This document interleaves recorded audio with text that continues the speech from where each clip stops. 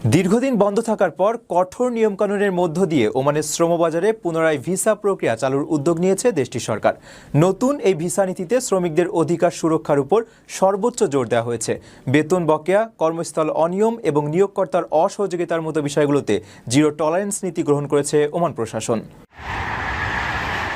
দীর্ঘদিন বন্ধ থাকার পর ওমানের শ্রমবাজারে পুনরায় ভিসা প্রক্রিয়া চালুর উদ্যোগ নিয়েছে দেশটির সরকার। বিদেশি কর্মীদের জন্য এই সিদ্ধান্ত অত্যন্ত ইতিবাচক হিসেবে দেখছেন সংশ্লিষ্টরা। সরকারের এই নতুন পদক্ষেপের ফলে অবৈধ প্রবাসীদের বৈধ হওয়ার সুযোগ সৃষ্টির পাশাপাশি দেশটিতে নতুন কর্মসংস্থানের পথও সুগম হতে যাচ্ছে। নতুন করে ভিসা প্রক্রিয়া চালু হলেও এবার আগের মতো বিশৃঙ্খলা এড়াতে কঠোর নিয়মকানুন ও তদারকি ব্যবস্থা গ্রহণ করা হয়েছে, বিশেষ করে কর্মীদের অধিকার সুরক্ষা নিশ্চিত করতে এবং শ্রম আইন অমান্যকারী প্রতিষ্ঠানের বিরুদ্ধে শাস্তিমূলক ব্যবস্থা হিসেবে মোটা অঙ্কের জরিমানা ও কালো তালিকাভুক্ত করার বিধান ইতিমধ্যে কার্যকর করা হয়েছে। শ্রমিকদের অধিকার রক্ষায় ওমান সরকার বেতন বকেয়া, কর্মস্থলে অনিয়ম এবং নিয়োগকর্তার অসহযোগিতার মতো বিষয়গুলোতে জিরো টলারেন্স নীতি গ্রহণ করেছে। কোনো প্রতিষ্ঠান নিয়মনীতি লঙ্ঘন করলে তাদের বিরুদ্ধে কঠোর আইনি ব্যবস্থা ও বড় ধরনের আর্থিক জরিমানা আরোপের বিষয়টি নিশ্চিত করা হয়েছে। প্রবাসী কর্মীদের যেকোনো ধরনের প্রলোভন থেকে দূরে থেকে বৈধ পথে ভিসা সংক্রান্ত জটিলতা নিরসনের আহ্বান জানিয়েছেন সংশ্লিষ্টরা।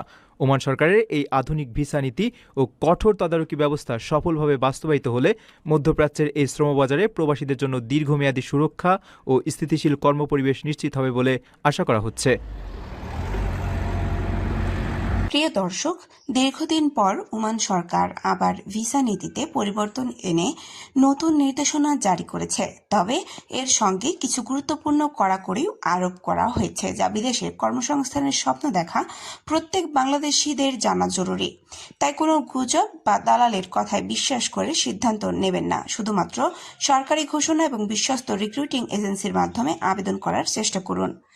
আজকের ভিডিওটিতে আমি যে তথ্যগুলো আপনাদের সাথে শেয়ার করলাম বা যে ভিডিওটি আপনাদেরকে দেখিয়েছি, সেগুলো আপনাদের উপকারে এলে ভিডিওটিতে অবশ্যই লাইক দিন, আপনার মতামত কমেন্টে জানাবেন এবং প্রবাস সংক্রান্ত সর্বশেষ ও নির্ভরযোগ্য খবর সবার আগে পেতে আমাদের চ্যানেলটি সাবস্ক্রাইব করে পাশে থাকা বেল আইকনটি অন করে রাখুন।